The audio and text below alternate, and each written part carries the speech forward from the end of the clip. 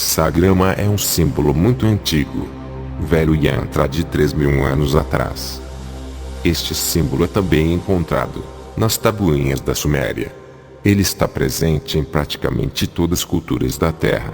Este hexagrama foi encontrado no Chipre, 5º século antes da Era Comum.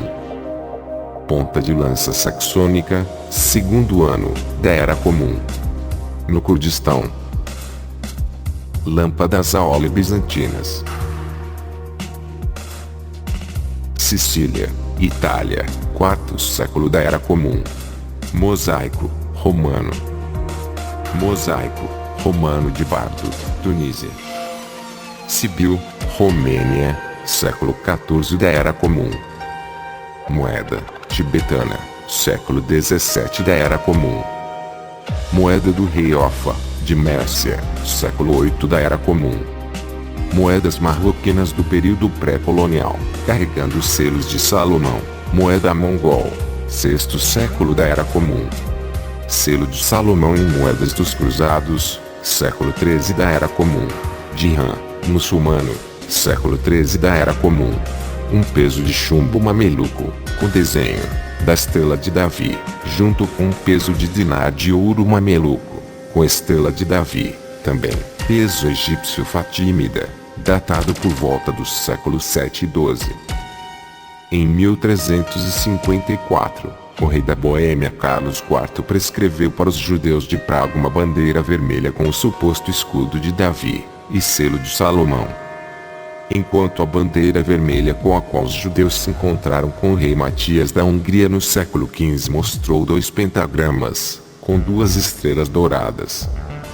A grande divulgação da Estrela de Davi, como símbolo judaico, entre aspas, ocorreu em 1648, quando o imperador romano Ferdinando II deu aos judeus de Praga permissão para trafegar uma bandeira judaica, entre aspas, sobre sua sinagoga, em reconhecimento à participação deles na salvação da cidade dos invasores suecos, que sitiaram a cidade na Guerra dos 30 Anos. Esta bandeira judaica estava vermelha com uma estrela de Davi, amarela no centro. A evolução, entre aspas, da estrela judaica de 6 pontas, o Magen David, literalmente o escudo de Davi, também conhecido como Estrela de Davi, ou hexagrama, ou mais raramente, o selo de Salomão, é longa e complexa. Embora seja agora o sinal mais comum e universalmente reconhecido do judaísmo e da identidade judaica, tanto dentro como fora da comunidade judaica, só alcançou esse status de forma geral e oficial nos últimos 300 anos. Antes disso, estava principalmente associado ao paganismo, à magia, ou à insígnia de famílias, ou comunidades individuais. No entanto, apesar de sua história macabra, os judeus há muito tempo se sentem atraídos por esse design, e têm procurado atribuir-lhe origens elevadas. Nos nossos dias, a sua popularidade judaica universal, especialmente como símbolo do Estado de Israel, tornou a questão das suas origens irrelevante. O Magen David, escudo de Davi, ou como é o mais comumente conhecido, a Estrela de Davi, é o símbolo mais comumente associado ao judaísmo de hoje, mas na verdade é um símbolo judeu relativamente novo. Supõe-se que represente a forma do escudo do rei Davi, ou talvez o emblema nele, mas realmente não há apoio para essa afirmação em qualquer literatura rabínica primitiva. Na verdade, o símbolo é tão raro na literatura e arte judaica primitiva que os revendedores de arte suspeitam de falsificação se encontrarem o símbolo nos primeiros trabalhos. O site continua.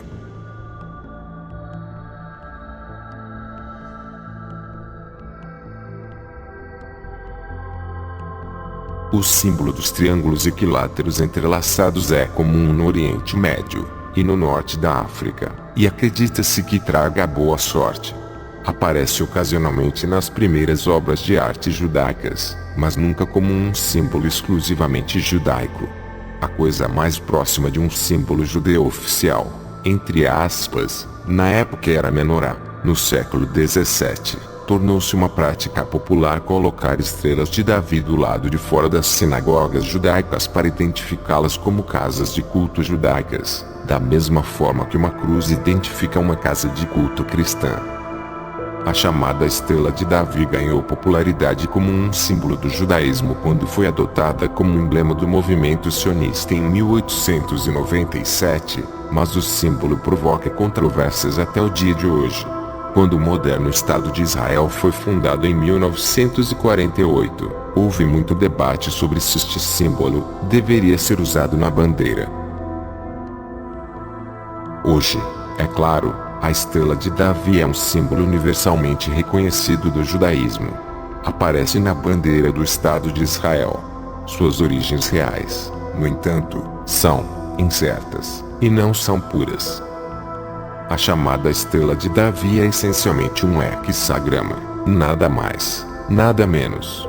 Não há evidência bíblica ou judaica que traça este antigo símbolo oculto com o rei Davi, de Israel. No entanto, pelo fato do rei Salomão se voltar para práticas detestáveis ao Criador, como idolatria e outras não detalhadas, é atribuído a ele o uso deste símbolo, depois que ele se voltou para os deuses pagãos, e o oculto, no final de sua vida, fazendo com que Deus ficasse muito zangado com ele. Enquanto muitas lendas afirmam que esse hexagrama foi usado por Davi, nenhuma prova real existe. Pelo contrário, todas as evidências sugerem que o uso precoce do hexagrama, no lado judaico, foi limitado à Cabalá prática, isto é, a magia judaica, datando de tempos muito remotos, historicamente do século I com o livro Sefer HaBahir, livro da iluminação, mas encontrada práticas semelhantes à Cabalá prática em vários relatos do Tanar, visto de forma desprezível pelo Criador tais práticas, sendo também um sincretismo religioso com as religiões pagãs, e todo o esoterismo do Oriente até então, constituindo até mesmo na parte teórica conceitos fortemente blasfêmicos e antibíblicos. O Blackwell Dictionary of Judaica dá a seguinte visão sobre a Magen David, mais conhecida como Estrela de Davi.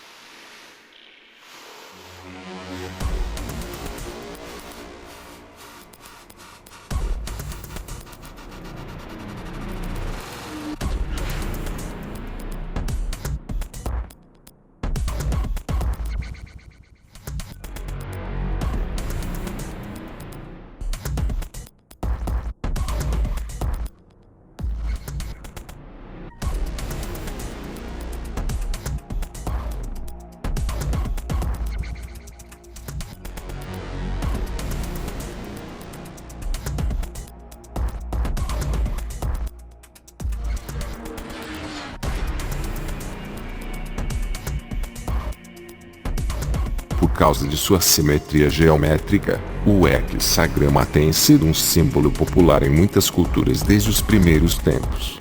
Os antropólogos afirmam que o triângulo que aponta para baixo representa a sexualidade feminina e o triângulo que aponta para cima, a sexualidade masculina. Na alquimia, os dois triângulos simbolizam fogo e água, juntos. Eles representam a reconciliação dos opostos. Sempre partindo do conceito master, do ocultismo, o dualismo.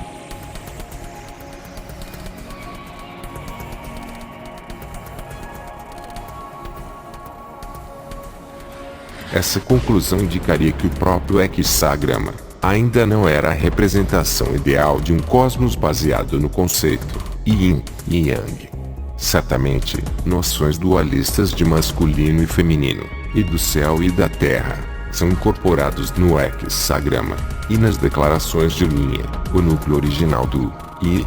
Seu dualismo intrínseco fez do I um texto perfeito para validar o novo conceito de Yin e Yang.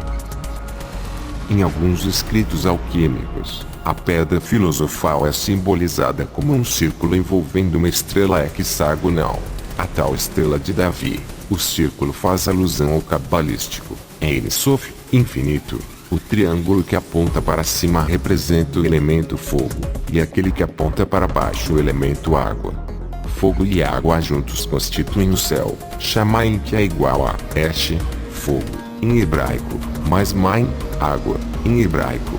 Segundo a interpretação de um rabino do Talmud Bavli, o Talmud, feito na Babilônia no Tratado Haggadah 12a, a partir do século 17, isso foi usado pelos alquimistas para simbolizar o que eles acreditavam ser a matéria primitiva, a partir da qual o elemento principal da pedra filosofal, o mercúrio filosófico, a quinta essência, entre aspas, é extraído. De acordo com o livro Símbolos Maçônicos e Ocultos Ilustrados.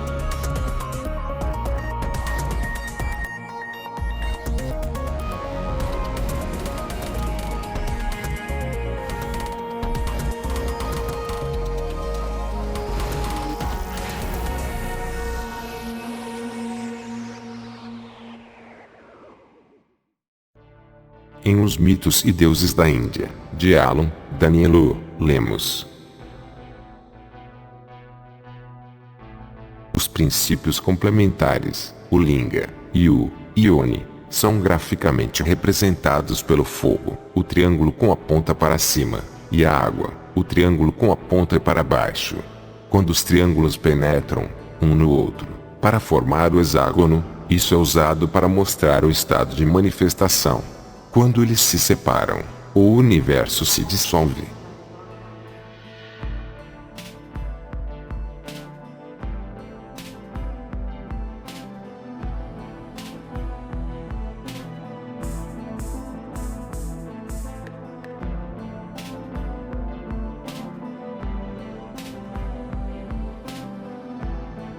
Para dar uma interpretação correta a esse verso difícil, é necessário ter em mente a gramática hebraica e o simples significado do texto em que vamos trabalhar.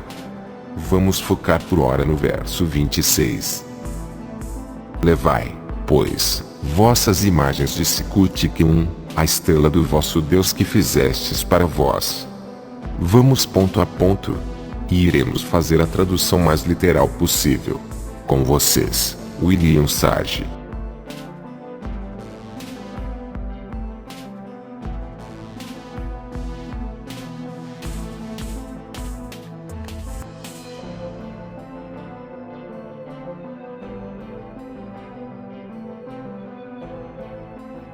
Este é o verbo da palavra nazar, conjugado no passado, na segunda pessoa masculino ou feminino no singular. Está acompanhado do sufixo pronominal da letra samer.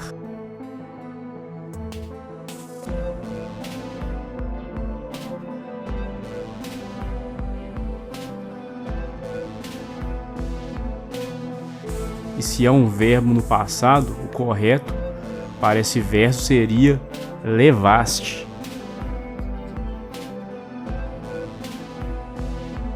Eti significa tu ou você. Até o momento, o verso fica como tu levaste.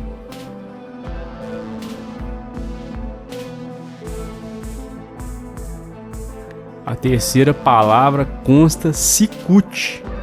Muitos interpretam isso como o nome de um ídolo, mas se observarmos bem, a transliteração lembra muito, e até mesmo na escrita de Sukkot, que é o plural de tenda ou tabernáculo.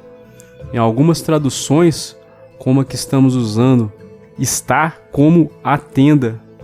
No Novo Testamento, essa passagem também está sendo usada no mesmo sentido, como tabernáculo. Só que Sukkot é o plural de Sukkah, que é tenda ou tabernáculo. E a palavra que estamos vendo é Sikut, ou seria o plural.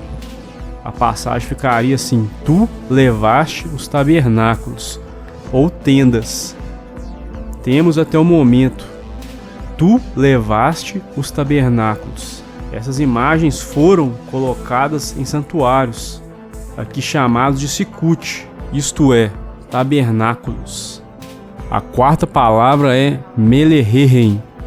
Muitos também enquadram essa palavra como Moloque, mas deve ser traduzida como vosso rei, já que Meler simplesmente significa rei.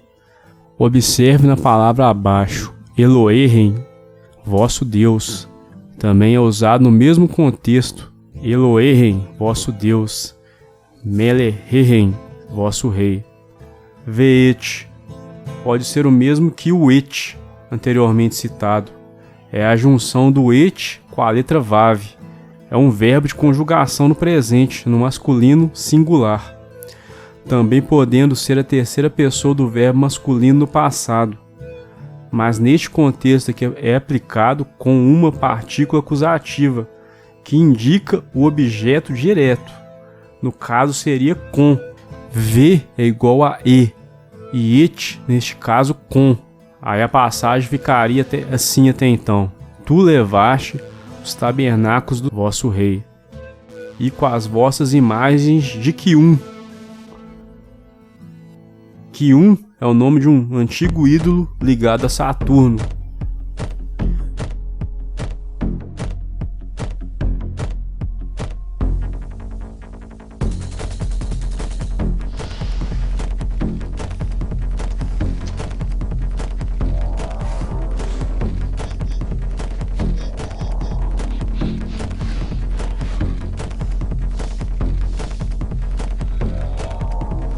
Já citei imagens porque a palavra tselen significa imagem.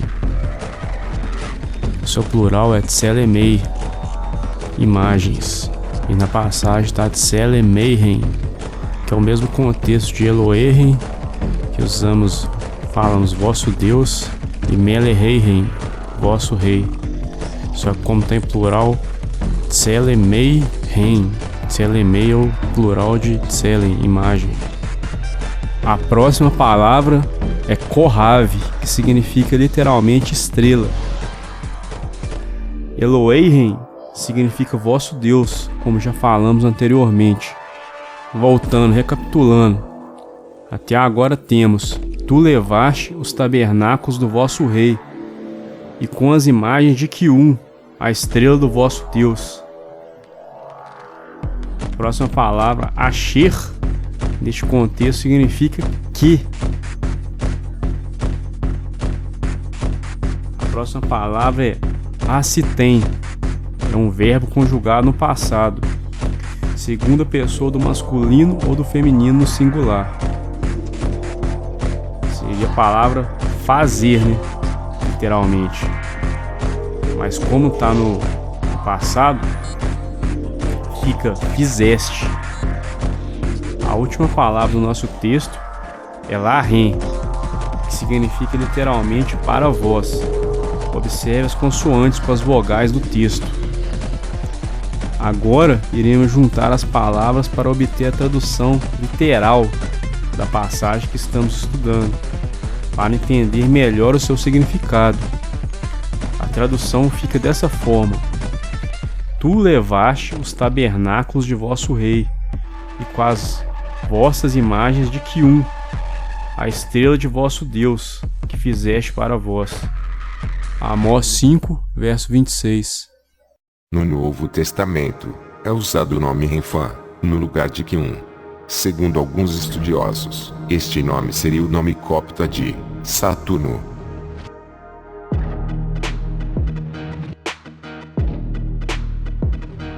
Em árabe, a palavra Revan denota o planeta Saturno. Provavelmente, Refã ou Renfã é o nome copta para o mesmo planeta, e a Septuaginta adotou porque esta tradução foi feita no Egito, onde a língua copta foi falada.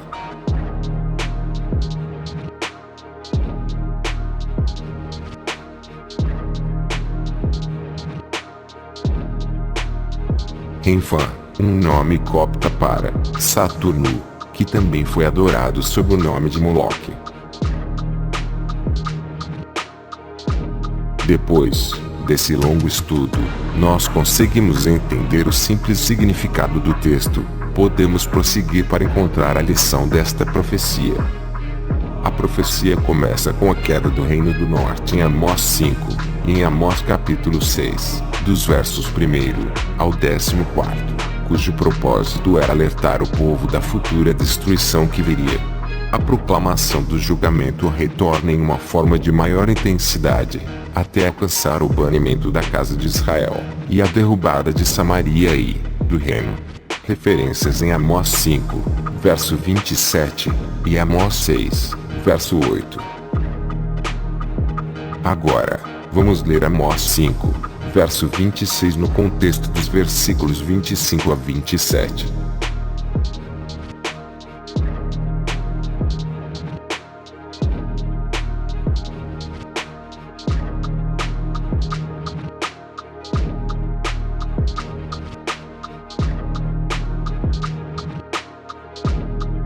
A questão é que no versículo 25, acaso me apresentaste os sacrifícios? Se aplica à nação como um todo. Os 40 anos são usados para indicar o tempo durante o qual o povo foi condenado a morrer no deserto após a rebelião em Kadesh, como em Números 14, versos 33 e 34, e Josué 5, verso 6. Mas, na verdade, depois deste acontecimento vagaram 38 anos e meio, totalizando 40 anos, juntamente com 1 ano e meio que tinha passado desde então, nos anos que ficaram exilados no deserto. Durante este tempo, até mesmo a circuncisão das crianças nascidas durante os 38 anos foi suspensa. Josué 5, versos do 5 ao 7. E neste meio tempo os israelitas praticaram idolatria. Daí a pergunta: acaso me apresentaste os sacrifícios? Dito isto, vemos que a primeira sentença dessa profecia nos leva de volta ao tempo do êxodo do Egito. E está claro que o versículo 26 está conectado ao êxodo, quando os israelitas praticaram idolatria. Os israelitas se contaminaram com as abominações e os ídolos do Egito, embora o Eterno tivesse prometido diante dos israelitas que iria tirar eles da terra do Egito, para trazê-los para uma outra terra, que mana leite e mel. Mas eles se rebelaram contra ele, e não lhe obedeceram. Então, Elohim resolveu derramar sua ira sobre eles como punição por suas transgressões no meio da terra do Egito, como nós veremos agora em Ezequiel 20. Dos versos 5 a 8.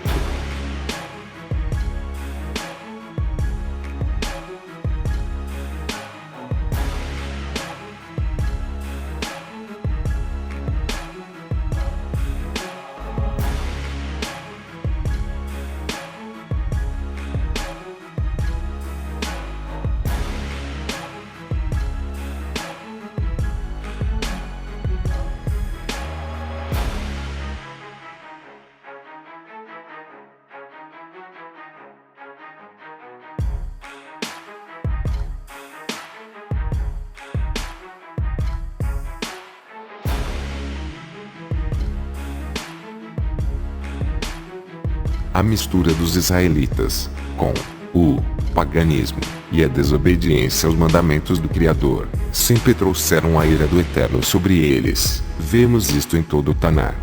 Vários traços de adoração idólatra durante as escrituras dos israelitas, e o Criador os exortando.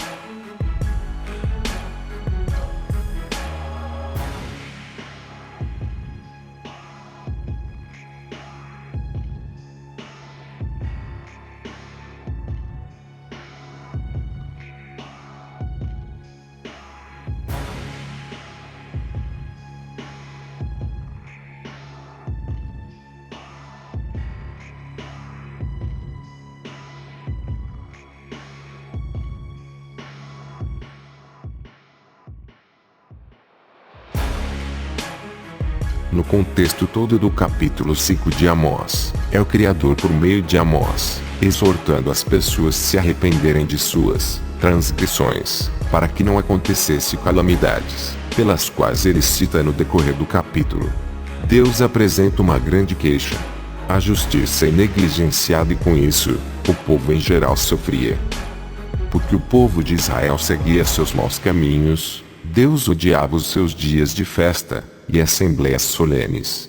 Os seus holocaustos, grãos e ofertas pacíficas não eram aceitáveis para ele. Suas canções e a melodia de seus instrumentos de cordas eram ruído ruim para ele. Pelo fato dos israelitas da época não estarem buscando retidão, que é o propósito deste capítulo, Deus rejeitava tudo vindo deles.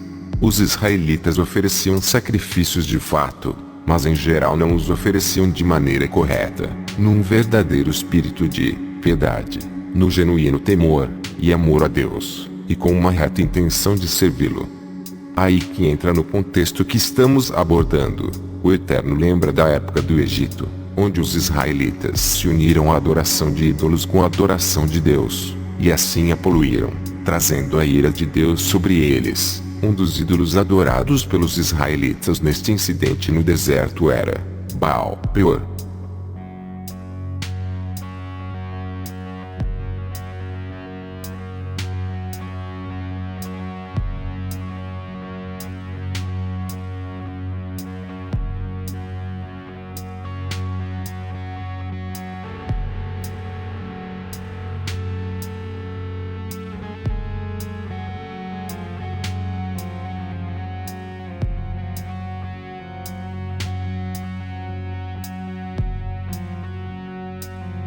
Baal é uma palavra no hebraico, e tem vários significados, desde amo, dono de escravos, marido, dono, mestre, senhor, e também é nome próprio. Baal tem o plural de Baalim, quando é falado sobre ídolos, isto é, os senhores de quem os adora, quando é usado como nome próprio. É o caso de um ídolo cananita, o deus da guerra cananita, chamado de Baal.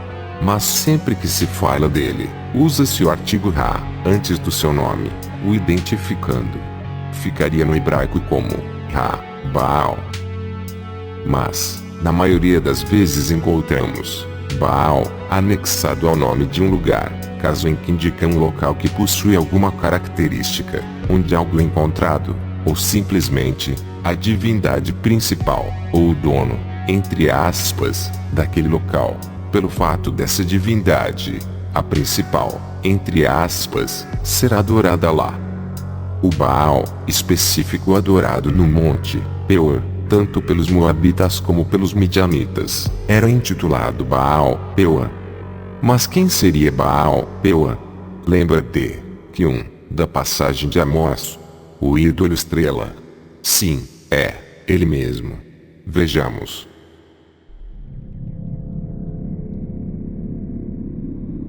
Propriamente uma estátua, isto é, ídolo, mas usado, por eufemismo, para alguma divindade pagã, talvez correspondendo a Priapus, ou Baal Peor.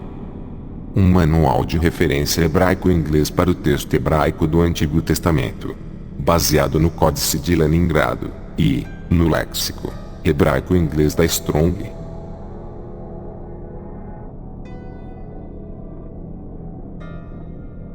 Novamente outro dicionário do hebraico, passa a mesma visão. Propriamente uma estátua, isto é, ídolo, mas usado, por eufemismo, para alguma divindade pagã, talvez correspondendo a Priapus, ou Baal Peor. Concordância exaustiva, Strong, da Bíblia. Uma estátua, talvez de Saturno, um ídolo feito pelos israelitas no deserto. O nome de um ídolo adorado pelos israelitas no deserto, Amós 5, verso 26, Atos 7, verso 43. Era muito provavelmente o planeta Saturno, adorado pelas nações orientais como um espírito maligno para ser propiciado por sacrifícios.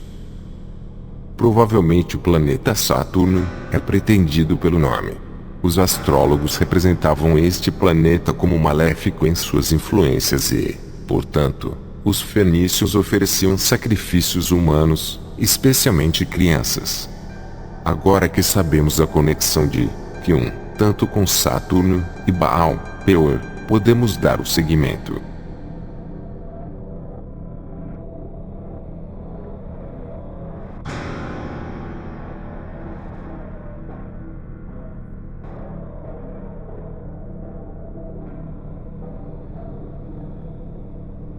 Baal de Peor é um título para Quemos, visto que esta deidade era o principal deus dos Moabitas.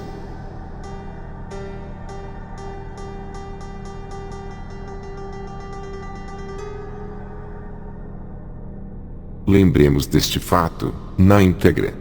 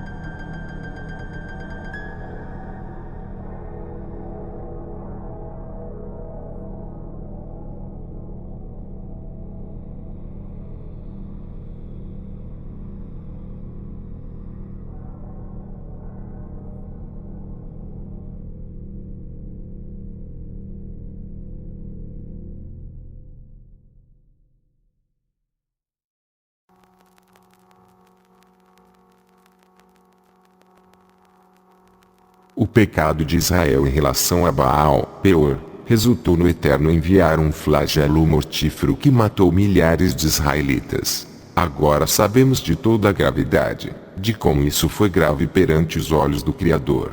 De fato, Quemos é identificado com Baal, Peor. Tenha calma, estamos chegando lá. Vejamos. Quemos, subtenente, a divindade nacional dos Moabitas.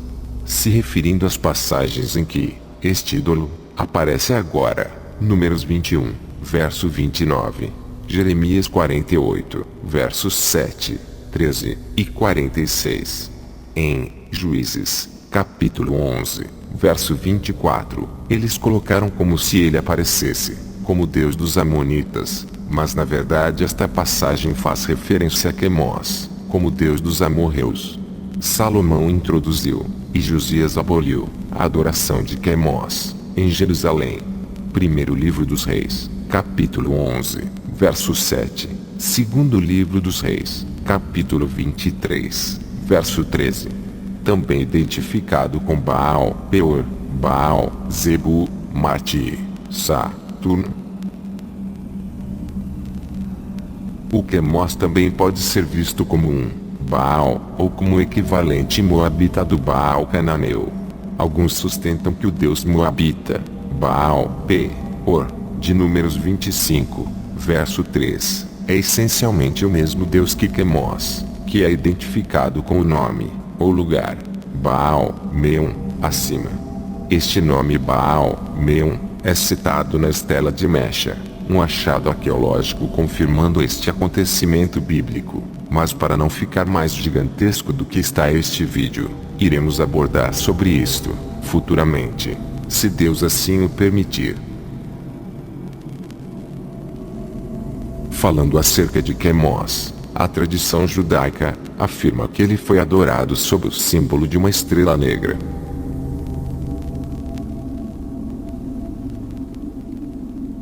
Uma estrela negra, de acordo com a tradição judaica, foi seu símbolo, seja como idêntico a Marte ou Saturno. Será que agora sabemos quem é o famoso Deus Estrela, ou a estrela, de seu Deus, de Amós 5, verso 26? Tudo indica que sim. Na enciclopédia judaica, no verbete Quemos, é dito: em ocasiões críticas, um sacrifício humano era considerado necessário para assegurar seu favor. Compare segundo livro de Reis 3, verso 27. E quando a libertação chegava, um santuário poderia ser construído para ele. Pedra Moabita, linha 8. Segundo livro de Reis 3, verso 27 confirma de fato que os moabitas ofereciam, ocasionalmente, aos seus deuses alguns sacrifícios humanos.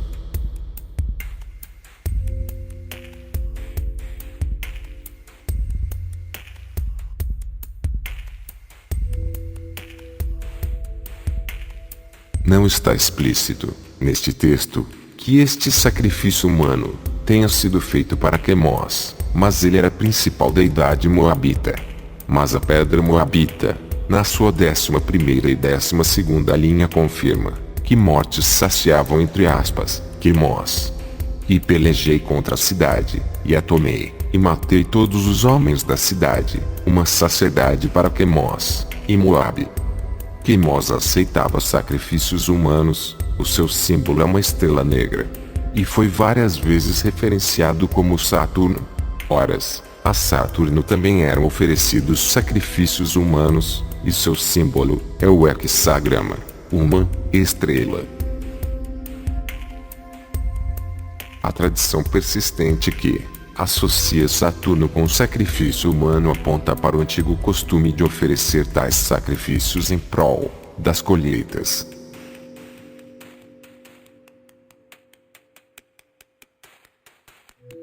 Os curetes, como os fenícios, costumavam sacrificar alguns de seus filhos para Saturno, os lacedemônios, um homem para Saturno, os moradores de Quios, outro para Baco, os salaminianos para Diomedes, os rodenses, outro para Saturno.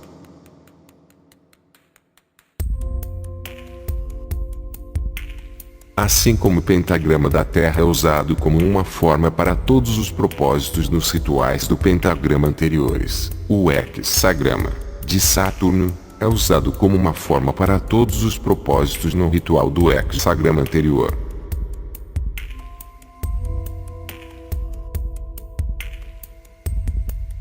O talismã de Saturno deve ser composto de uma placa circular de chumbo refinado e purificado, sendo das dimensões de uma medalha comum, elaboradamente polida.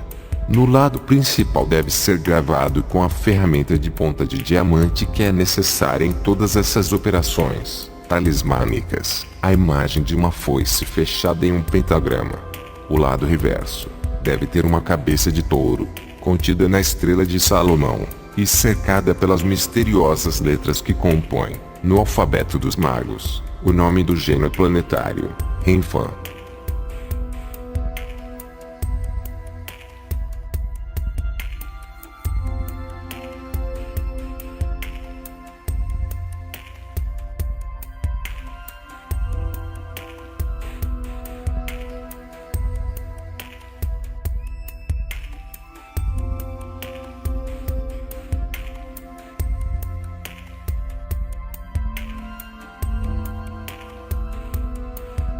O ídolo Quemos, que citamos anteriormente, vemos mais uma vez sua conexão com Saturno. O talismã de Saturno contém o hexagrama, e ainda uma cabeça de touro, que é uma representação de Quemos. Só mais um adendo agora, para podermos prosseguir com absoluta certeza de tudo que foi abordado até então. No polo norte de Saturno, uma sonda identificou um vórtice gerando nada mais nada menos que um hexagrama. Vejamos a imagem.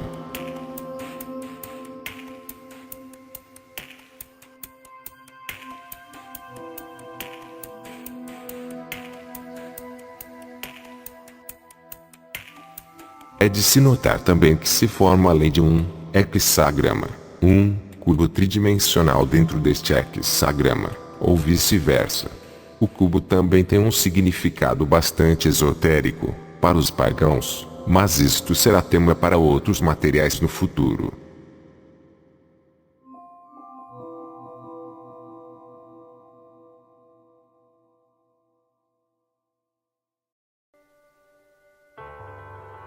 Agora que conhecemos de quem se trata a passagem de Amós, sabemos quem era essa divindade cultuada por Israel, e seu símbolo. Conseguimos captar, pela história, que este símbolo, e adoração idólatra, ainda permeava o povo israelita nos tempos de Salomão. Salomão, que amava o Eterno no início de seu reinado, afastou-se do verdadeiro caminho da adoração, à medida que transgredia a Torá, e envelhecia. As Escrituras nos dizem: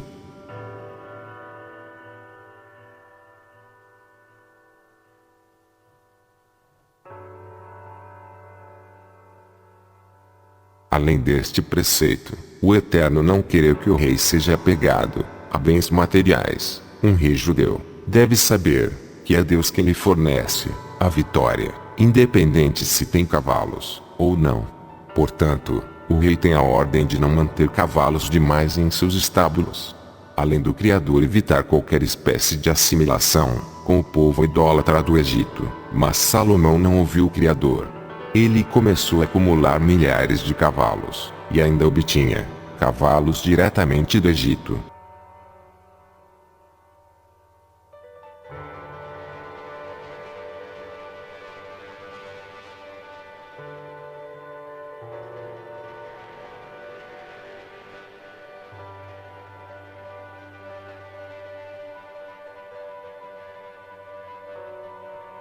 Outras transgressões que um rei não poderia praticar mediante a Torá eram: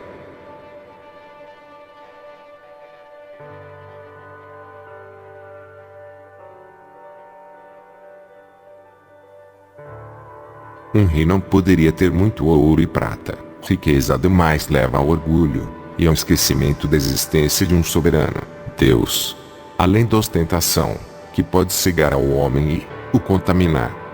Salomão mais uma vez ia se contaminando, e cometendo transgressões diante do Eterno.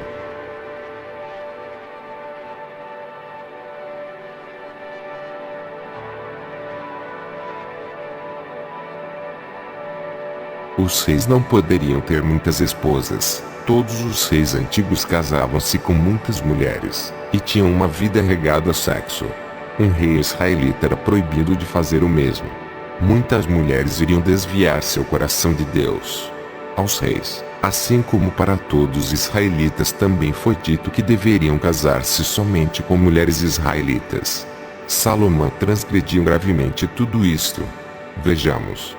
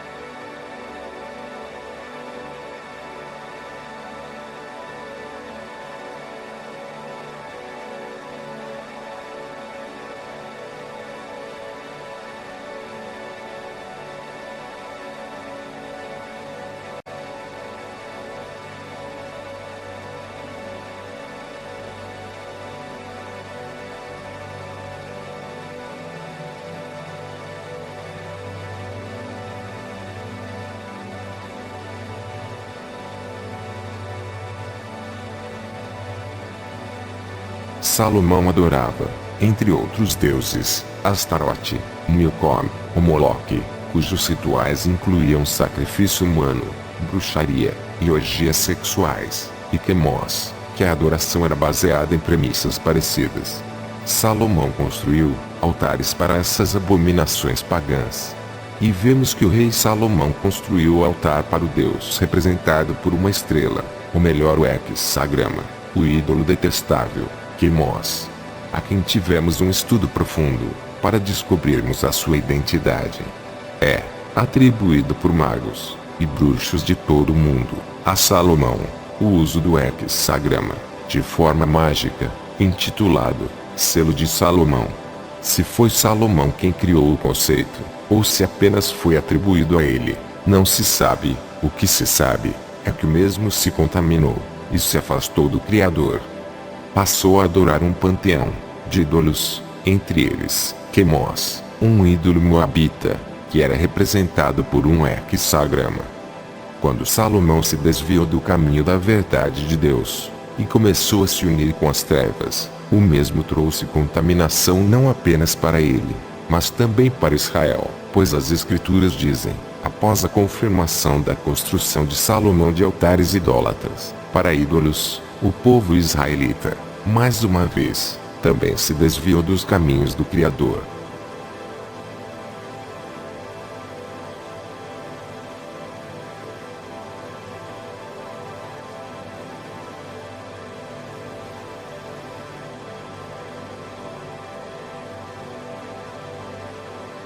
Os exemplos de homens em lugares altos são contagiantes.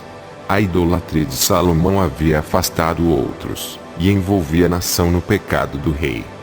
Muitos podem conjecturar que a sentença do verso, como Davi, seu pai, esteja falando apenas de Salomão, mas não é.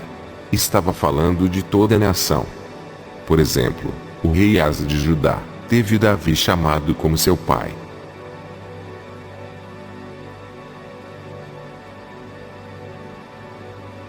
Davi não era o pai literal de Asa, assim como não era o pai literal de todo o povo de Judá. Assim fica óbvio que a interpretação correta bate com a palavra hebraica da escritura que, obviamente, casa com o contexto, refutando judeolatras, pessoas que acham que os judeus não erram. No século XII, um dos muitos que se aclamaram Messias da história, Davi Aroi, que nasceu como Menahem, ben Shilomo, Aroi, proclamou que ele era o Messias. Ele fundou na Casária, berço de muitos dos judeus Askenazi da atualidade, um movimento judaico-messiânico que pretendia conquistar a Palestina. Ele usou a estrela de Davi, entre aspas, como seu emblema.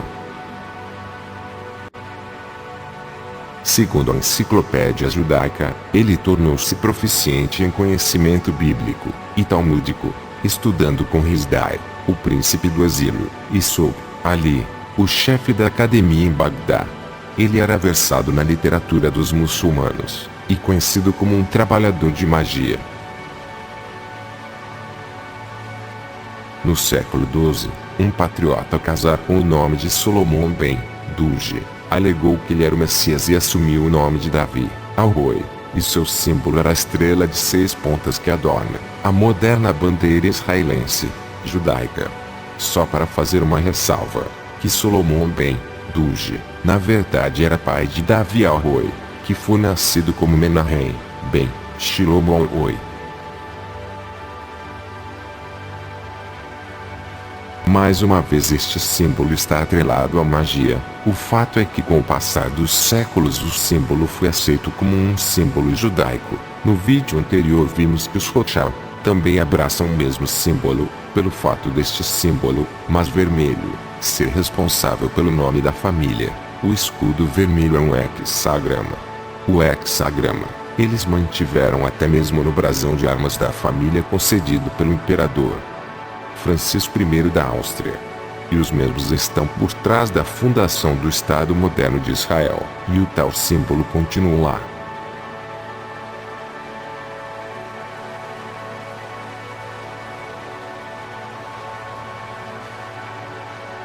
Bandeira da República do Rif, por vezes designada não oficialmente como República Confederada das Tribos do Rif, foi um estado independente do norte da África, no nordeste de Marrocos. O estandarte do pirata, Izir Hayreddin. Como já vimos, o hexagrama é usado na magia, bruxaria, feitiçaria, ocultismo, alquimia e astrologia. Vamos fortalecer em nossa mente o quão este símbolo é maligno.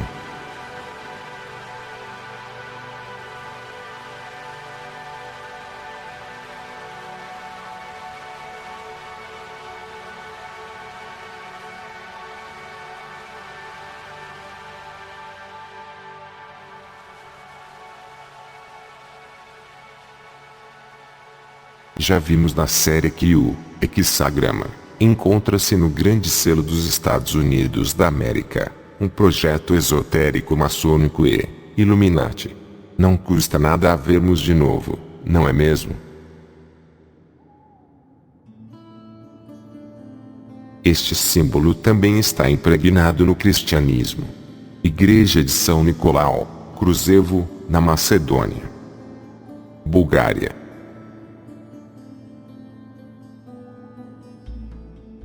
Catedral de Basel, na Suíça.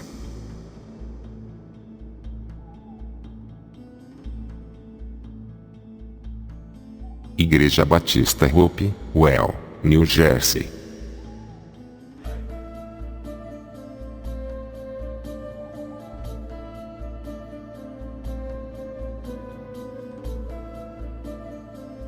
Igreja Paroquial, em Elbox, Espanha.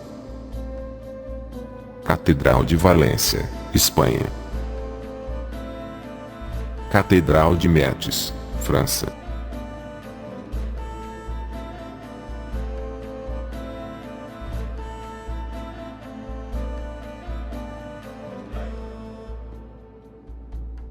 Catedral em Mazatlán, no México. Catedral Armênia de Santiago, em Jerusalém. Cidadela de Alepo, na Síria. Ruínas da Abadia, da cidade de Alelébã, na França. Hexagrama, localizado na torre da Igreja de Mármore, em Bodøida, no país de Gales, Reino Unido. Hexagramas e cruzes de tijolos ornamentados no prédio da Universidade Católica de Louvain, na Bélgica, fundada em 1425. É a mais antiga de todas as universidades católicas do mundo. Catedral de Trieste, no norte da Itália. Hexagrama na Igreja de Santa Inês, Amsterdã. Templo Mormon, em Salt Lake City, Utah, Estados Unidos. Basílica de Santa Cruz, Florença, Itália. Um olhar mais atento a um dos hexagramas, acima de uma das janelas da igreja de Avese, uma vila nos Alpes do Ródano, na França. Construída em 1884. Basílica de São Pedro, Roma. Catedral de Ferrara, norte da Itália. Cidade de Mostar, na Bósnia e Herzegovina. Antiga Igreja de Santa Teodósia, Istambul, Turquia. Mosteiro de Lisnovo, oficialmente chamado de Mosteiro de São Arcanjo Miguel, Macedônia. Hexagrama, na porta de uma igreja em Almeria, Espanha. Igreja de Santa Maria, Chennai, Índia. Catedral de Sheffield, Inglaterra, um hexagrama, com uma cruz de tal, símbolo pagão e maçônico dentro. Hexagrama, unicursal, introduzido por Aleister Crowley, na Telema.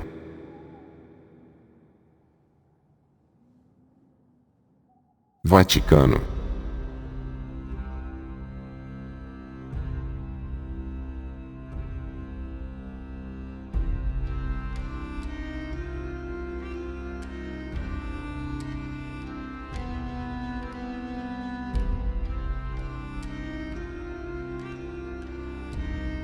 Este é o símbolo satânico, conhecido como sigilo de Lucifer.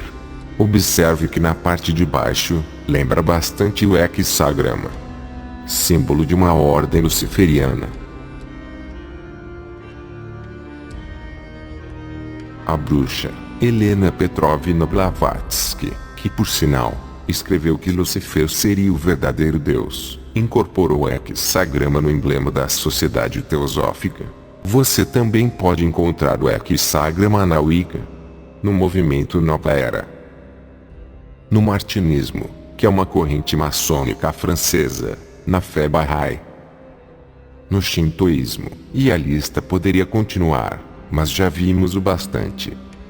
Como povo de Deus, não devemos ter parte no uso desses símbolos perversos e demoníacos que têm sido a marca registrada de pagãos, bruxas e praticantes do oculto.